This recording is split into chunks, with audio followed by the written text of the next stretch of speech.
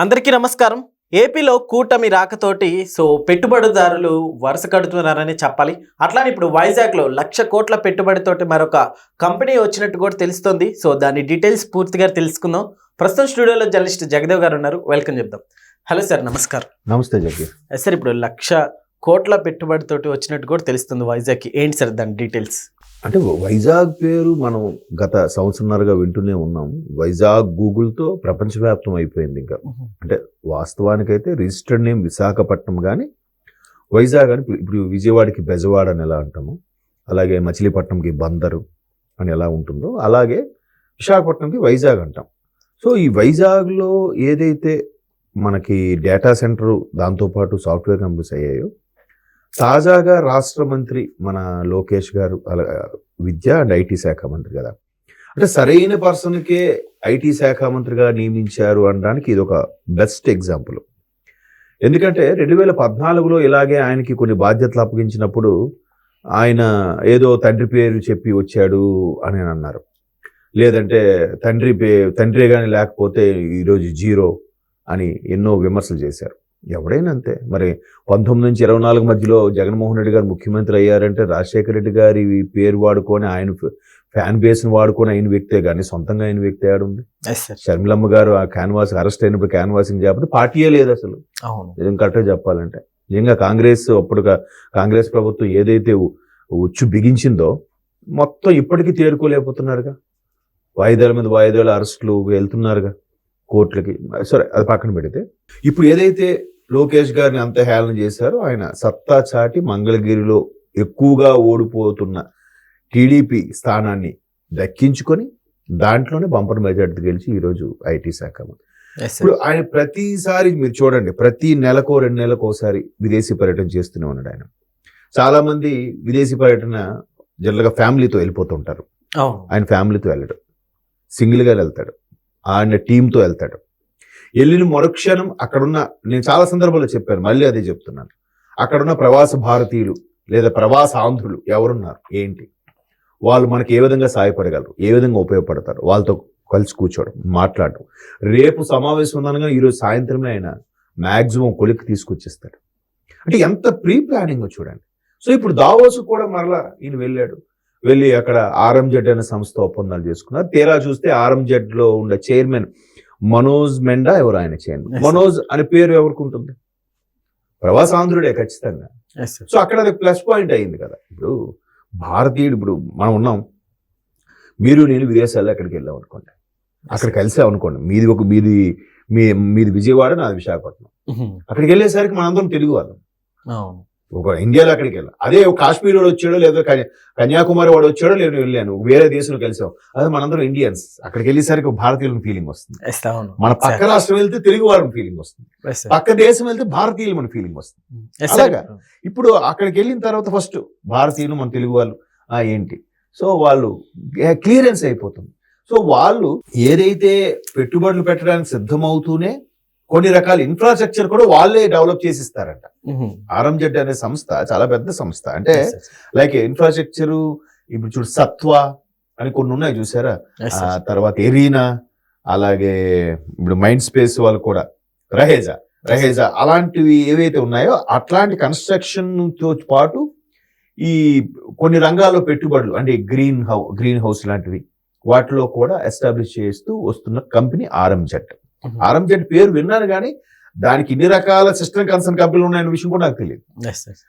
ఎవరితో చెప్తే పని అవుతుందా అనే విషయంలో డైరెక్ట్ చైర్మన్ తోనే సమావేశం అయ్యాడు ఆయన. ఇప్పుడు ఫస్ట్ థింగ్, ఆయన వొకాబులరీ, ఆయన కమ్యూనికేషన్ స్కిల్స్ కూడా చాలా ప్లీజింగ్ గా ఉంటాయి. మామూలుగా తెలుగు ఎలా మాట్లాడతాడో అలాగే మాట్లాడుతూ, మీరు చాలా సమావేశాలు కూడా చూసే ఉంటారు లోకేష్ గారు ఎలా మాట్లాడతాడు, అలాగే మాట్లాడుతున్నాడు.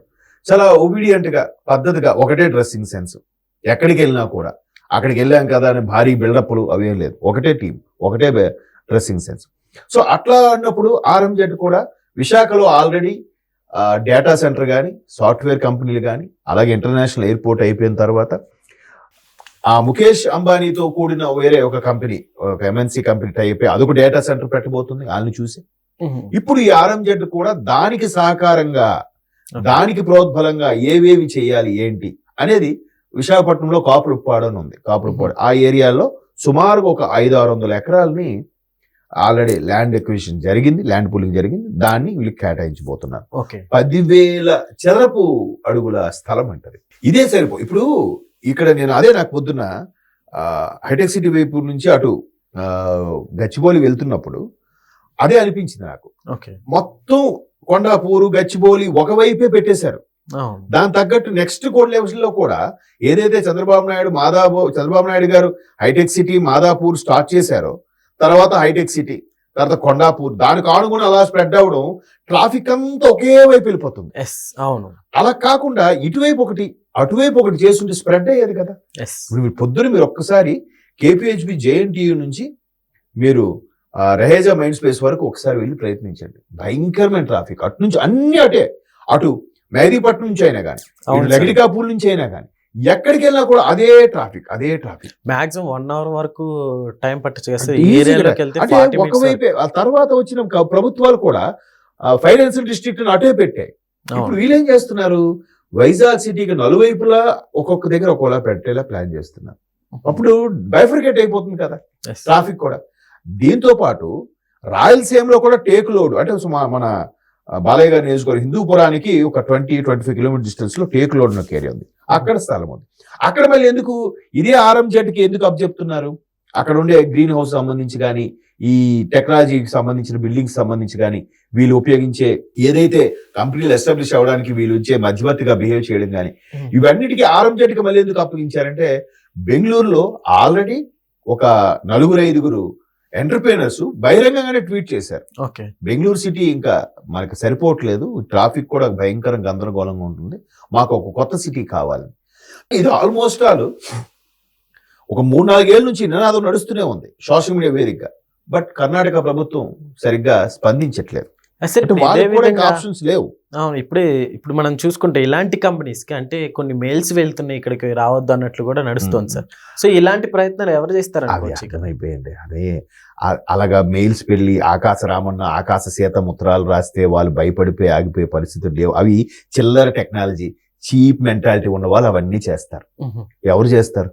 ఒక్కసారి చంద్రబాబు నాయుడు అంటేనే నాయుడుజీ అని ఒక పేరు, ఒక బ్రాండ్ ఉండిపోయింది. ఈయన వచ్చాడంటే ఎక్కడ లేనివన్నీ వస్తాయి. ఇవన్నీ సొల్లు, వారం లేక కడుపు మంటతో అభివృద్ధి చెందుతున్న బాధతో అవుతున్న వ్యవహారాలని.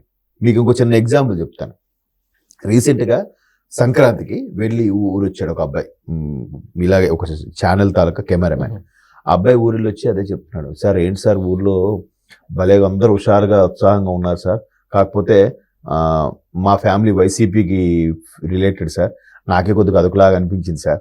వాళ్ళు ఎక్కడికి వెళ్ళినా కూడా నన్ను వాళ్ళు వైసీపీలో ఉన్నారు కదా మీరు, మీ అభివృద్ధి మా అభివృద్ధి మీకు ఎక్కడ పడుతుంది అంటే నాకే షేమ్ అనిపించింది సార్. లాస్ట్ 5 years ఎంతసేపు బటన్ నొక్కాము, పథకాలు ఇచ్చామని కానీ ఒక్కరు కూడా లేరు సార్.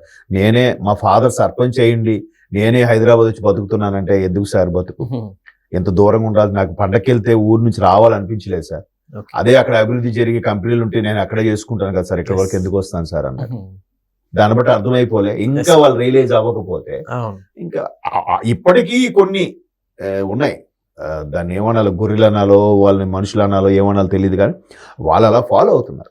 కాకపోతే ఏమనుకుంటూ అనుకోని అదేదో చెవిటి కప్ప సామెతలాగా ఆయన ఎక్కాలనుకుంటున్నారు, నూతిలో పడిన కప్పలు వెనక నుంచి లాగుతున్నాయట. కొంతమంది ఎక్కలేవు పడిపోతావు అంటున్నారంట. బట్ ఒక కప్ప మాత్రం పైకి వెళ్ళి కూర్చుందంట. చెవిటి కప్ప. సో ప్రభుత్వం కూడా ఇప్పుడు అలాగే వెళ్తుంది.